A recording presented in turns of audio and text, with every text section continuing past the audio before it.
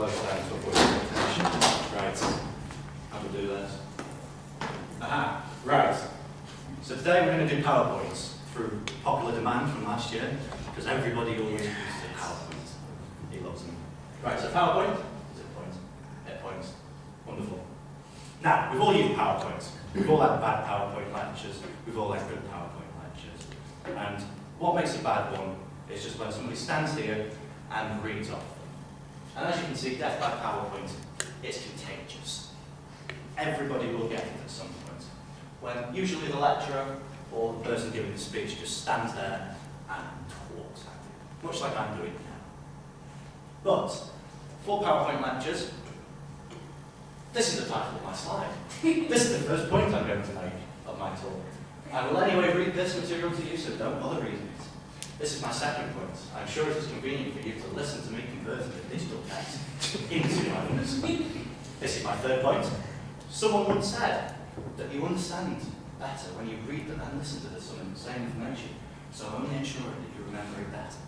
And this is my fourth and final point. I know half of you are asleep already, but the rest of you might be doodling and texting.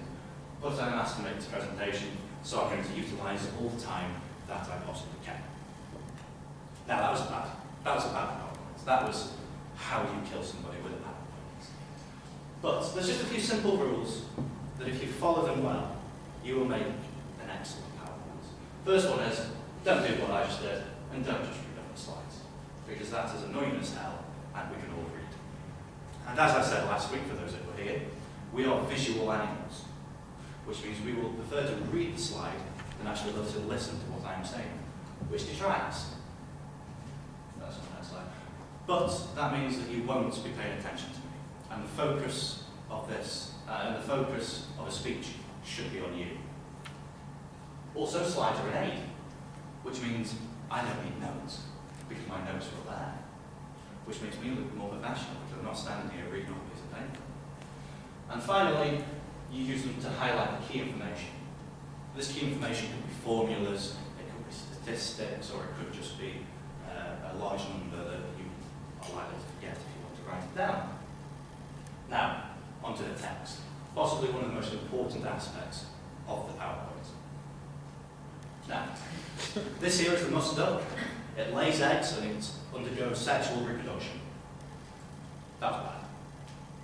Firstly, you can't read that. I'm sure you can't read that from the back. Can you read that at the back? I can. Oh, you can? Oh. I couldn't on my laptop screen. But anyway, there's so much information there. It's unbelievable, especially when I'm just saying it undergoes sexual reproduction and it lays eggs. So, a good way to try and write a slide with text is to use 20 words. Just to give you an idea, this whole slide has got 23 words on it. And just, this is a musk duck, which that slide's all about. What you also want to do is not just read the text. I cannot stress that point enough, which is why I'm going to say it multiple times over this. Also, you want to focus on me, which, as I said, if I'm stood here and you've got all that text on there, you are going to sit there stubbornly reading that and ignoring me, which I don't want, because it's all about me, and I'm self-righteous and things like that. Also, the time. I gave you nowhere near enough time to read all that. I just said it lays eggs and then it undergoes sexual reproduction, which, that's it, that's the slide. All the rest of the information you will miss, and you'll be very annoyed when you miss it, because I'll skip on. Also readable, which is kind of pointless, because I couldn't read that on my laptop, but apparently you can read it at the back, so skip over that one. So time. What you want to try and do is roughly make it so that one slide equals 1 minute, or up to one slide equals 30 seconds. In this PowerPoint, it's roughly 17 slides long, and it's going to take roughly 10 minutes, both of them. So it's just under 2 slides a minute. Now, the background. This is a lovely World Memorial Building. We are about here, I think. But can you all read this at the back? Can you read this? Yeah? You've got too good of eyesight. Anyway, well, the point of this is, especially around here where the background's black, is you will struggle to read it. And if you are using a background, try to use a text that you can see. Also, if it's a very good picture like this, you will be distracting from what is actually said, because you'll be more interested in the picture and the date activity, which has real dates, and you'll be more focused on the picture and the background, rather than the actual text.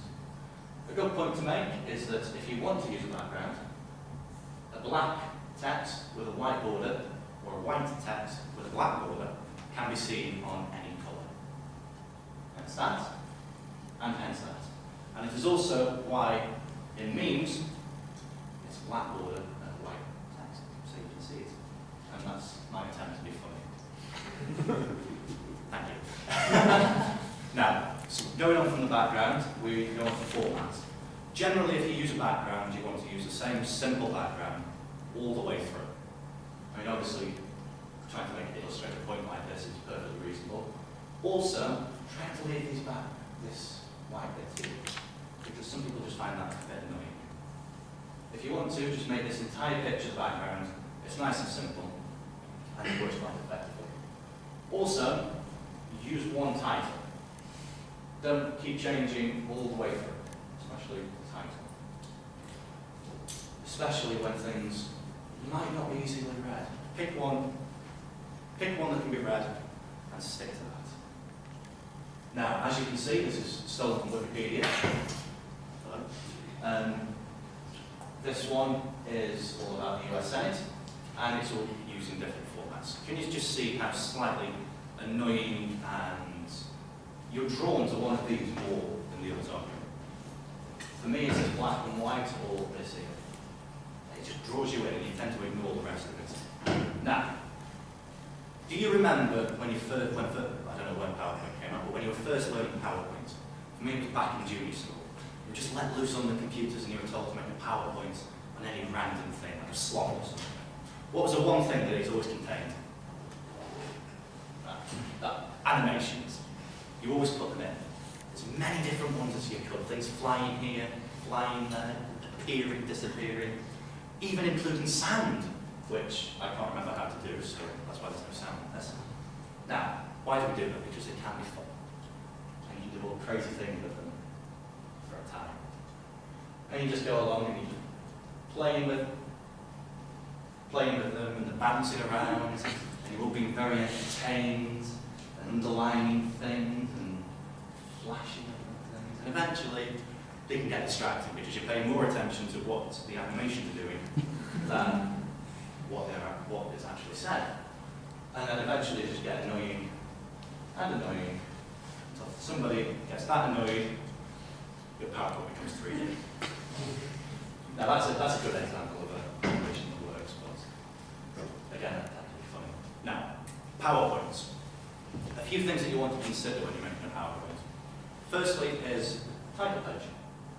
Now, as you can see from my first one, it said PowerPoint. So you knew exactly what I was talking about. It might also need your name if you're giving a long lecture to a group of people. Secondly, does it need a content? This is probably the most variable. One PowerPoint such as this, because it's short, it might not need a contents page. I didn't think it did. But a contents page, it just reminds you what you're going to say, and it tells the audience the layout. They're particularly useful in longer speeches. Finally, does it need a final page? Yes, it does. Just as your speech needs a conclusion, your PowerPoint needs a conclusion. And when that title page shows up, you should know that the talk is ending. And finally, does it need any references? I stole all this information. Oh, I'll do that again. I stole all this information from Wikipedia, so making that one. Now, that is the final talk from me. If you have any questions on anything that I've said or Nick said while I was asleep, just give me a shout. Does anybody have any questions right now? No? Talking to bunch? Okay. Yeah. I just saw some Finding Nemo. Wonderful. So we are going to now move on to the first game of the night, which is, have we got a name for it? No. What have I learned? Yeah. What have I learned?